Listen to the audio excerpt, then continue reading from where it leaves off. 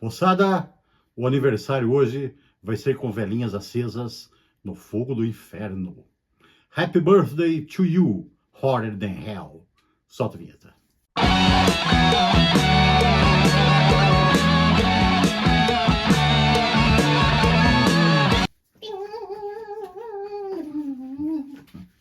Saudações pesadas, moçada, é o peso do dia chegando com mais um aniversário de peso para nós. Na verdade, hoje é o Clube dos 50, porque é um disco que faz 50 anos nesse dia 22 de outubro de 2024. Foi lançado, portanto, em 22 de outubro de 74, e eu estou falando do segundo disco do Kiss. Olha aqui o petardo aqui, ó, Hotter Than Hell, que eu consegui na década de 80 aqui com esse selinho Raridade, porque ele tinha já saído de catálogo, depois ele voltou e apareceu nessa série Raridade aí, que soltou alguns discos que já tinham sumido aqui das terras tupiniquins, né?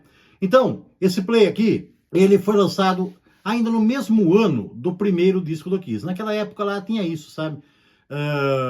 As bandas tinham que trabalhar bastante no começo, porque até que as bandas fossem consolidadas, não tinha esse negócio de lançar um disco, fazer uma turnê e tirar férias, não. Tinha que lançar um disco atrás do outro até a banda colar, né? Até por isso que algumas, no começo, mudaram bastante de formação, acredito, porque o trabalho era muito e a grana não era grande coisa, né? Porque até a banda se transformar numa banda de peso aí, de vendas significativas, eles tinham que trabalhar bastante assim, porque tinha que gravar, sair em turnê, já gravar outro, compor outro, já gravar outro, com a turnê rolando. E foi isso que aconteceu com esse do Kiss, sabe?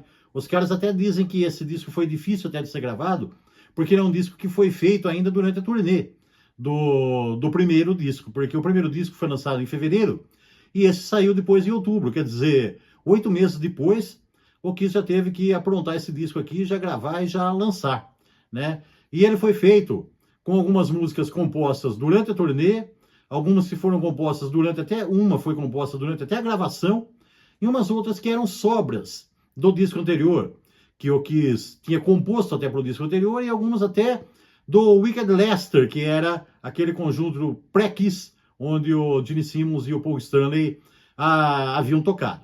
Vocês podem reparar aqui, ó, vou pegar a capa dele de novo, essa ilustração aqui, né, do Kiss, ela tá um jeitão meio diferente, assim, ela procurou imitar um pouco o estilo dos mangás do Japão. Pode ver que tem algumas coisas escritas em japonês aí, né? Que seria aqui o nome da banda, em japonês, e o título, Hotter Than Hell. E esse símbolo que tem aqui, ó, é um símbolo japonês também que significa poder, que foi mais tarde utilizado, inclusive, na bateria do Eric Carr.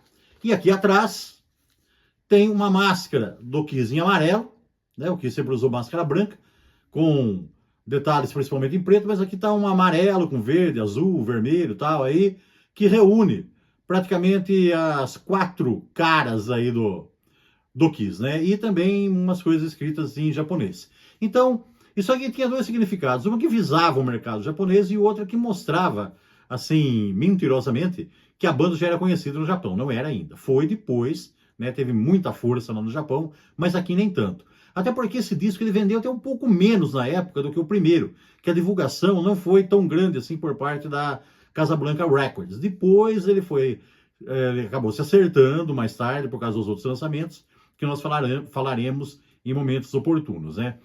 Mas, de qualquer forma, esse disco é muito bom também, bastante pesado, já um pouco mais amadurecido que o primeiro disco, né? A formação continuava a mesma, né? Porque aquele negócio que eu falei de possivelmente por causa das dificuldades do começo, muitas bandas mudaram de formação no começo, não foi o caso do Kiss. Aqui tinha já 4 obstinados que ficaram ali até a banda se tornar uma banda grande. A primeira mudança aconteceu só quando a banda já tinha 7 anos de existência. Então aqui os caras estavam batendo cabeça, mas estavam levando a coisa à frente. Vamos falar então um pouquinho das faixas desse disco aqui, vamos comentá-las aqui então, ó. O disco abre com Got to Choose. Essa aqui mostra bem a característica do disco e da banda, que na época foi assim e depois por toda a carreira. Um hard rock básico, sem muita complicação, né, até meio simples, e bastante cativante, né, com riffs, andamentos e refrãos bastante cativantes, que grudam na cabeça do ouvinte. E as letras, nada das coisas que estavam na moda, assim, não tinha ficção científica, não tinha sagas guerreiras ou mitológicas, não tinha ocultismo, não tinha política. O que tinha aqui era só diversão, levar a vida se divertindo e curtição, assim, com garotas, essas coisas aí. O que sempre bandeou pelas letras do Kiss. Então, essa primeira Got to Choose, né? Segue Parasite. Parasite é uma música que já fez um sucesso legal ali na época, principalmente entre os Red Bangers, né? Os Red Bangers que eram os mais metaleiros, porque fala assim, mas o heavy metal, tal, o Kiss é. Na época, essas bandas eram heavy metal, tá? Inclusive o heavy metal, esse termo foi cunhado a partir do som do Led Zeppelin e de uma letra do Steppenwolf. Então essas músicas, essas bandas aqui eram as coisas que os metaleiros curtiam na época. E Parasite, ela tem um andamento agressivo e pesado, então ela agradou bastante. Going Blind é uma baladona. É uma baladona que é uma música da época do Wicked Lester, composta por Gene Simmons e Steve Coronel, que era o guitarrista daquela banda. Essa música aqui é interessante que a letra dela fala de um romance completamente improvável, de um sujeito de 93 anos que se apaixona por uma menina de 16. Olha aí só o contraste da coisa, né? Segue aqui a faixa título, Hotter Than Hell, com andamento super legal. E fechando o lado 1 do play, Let Me Go Rock and Roll. Essa Let Me Go Rock and Roll é um rock and roll básico, assim, bem basicão mesmo, mas sabe o que ela tem de interessante? Entre 76 e 77, de março de 76 até setembro de 77, rolou um programa no Brasil, na Rede Globo, aos sábados, que chamava Rock Concert, e que tocava muita coisa legal de rock and roll. E essa aqui era a música tema da abertura e do encerramento do programa. Eu vou falar ainda a respeito desses programas de clips, né, que tinham aqui no Brasil nos anos 70 e 80. Vocês aguardem aí que eu tenho ideia de fazer 2 vídeos a respeito disso aí, que vai ser bastante legal. Tem um assunto bastante legal para falar disso. Bom, mas seguindo aqui com o disco, ó, All the Way, né, segue a abertura do lado 2, e a What You Knew. A What You Knew é uma letra do Gene Simmons, letra e música do Gene Simmons. Ele fala que essa What You Knew foi baseada no filme Janela Indiscreta, do Hitchcock, tá? Que é um filme bastante famoso, né? Que dos anos 50, e ele colocou esse negócio aqui do What You Knew, que é uma prática que ele falava que tinha lá em Nova York, de ficar espiando as garotas trocando roupa pelas janelas dos prédios, né? E por falar em Nova York, esse disco foi gravado em Los Angeles, na Califórnia, o que até desagradou um pouco os nova-iorquinos, que não gostaram muito dessa mudança, né, de Nova York para Los Angeles para gravar o disco. Quando eu falo nova-iorquinos, é claro, vocês devem saber que o Gene Simmons não é nova-iorquino, né? Ele não é nem estadunidense, mas como ele foi criado lá em Nova York, estava lá desde menino, então já podia, né, ser considerado um nova-iorquino também. Eles foram para lá e não se deram muito bem lá em Los Angeles. Até eles fizeram uma música depois, o Paul Stanley com o Ace Frehley, né? Como eu falei, teve música que foi composta ali durante a gravação, e eu já vou falar dela a respeito aí. Porque antes tem a Mainline. A Mainline é uma música composta pelo Paul Stanley, mas cantada pelo Peter Criss. Porque era assim, o Kiss tinha 3 vocalistas na época, porque o Ace Frehley não fazia vocais, né? Tanto é que a música Paradise é da autoria dele e o vocal é do Gene Simmons. E depois tem uma outra aqui, Strange Ways, da autoria dele também, com o vocal do Peter Criss.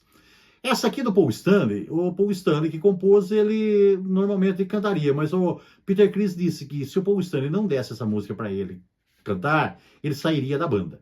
Então, por essa e por outras, ele ganhou o apelido de The Moan, que é o resmungão, o reclamão, tá? Mas de qualquer forma, a música ficou bem legal com ele.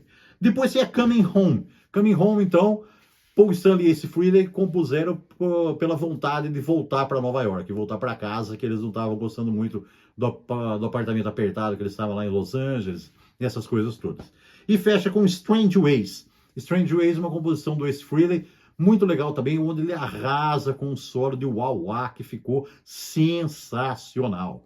Moçada, esse disco aqui, num primeiro momento, não foi tão bem sucedido assim, ele só teve sucesso maior a partir do disco ao vivo, o Alive, né, que saiu após o terceiro disco do Kiss e que puxou mais as vendas para os três primeiros e principalmente após o lançamento do Destroyer, o quarto disco de estúdio, que foi esse aí que o título era bem, esse também é título profético, esse disco foi destruidor de verdade em termos de sucesso para o Kiss, que esse aí que catapultou o Kiss ao estrelato e aí fez as vendagens crescerem para esses anteriores aqui. Na época ele não foi assim tão bem de vendas, mas ele é muito bom, muito pesado, muito brutal até pelo que eu quis costuma fazer, né? Ele foi propositadamente assim, gravado de uma maneira mais crua para parecer aquele som, uns takes mais pegos ao vivo assim para ficar mais pesadão.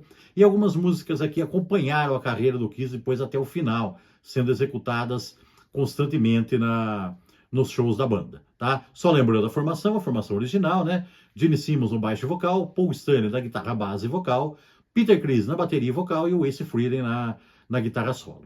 Então, pessoas, 50 anos desse disco maravilhoso do Kiss, que se não foi tão bem das vendagens assim, ajudou a consolidar mais a banda, como pelo menos nos shows, né?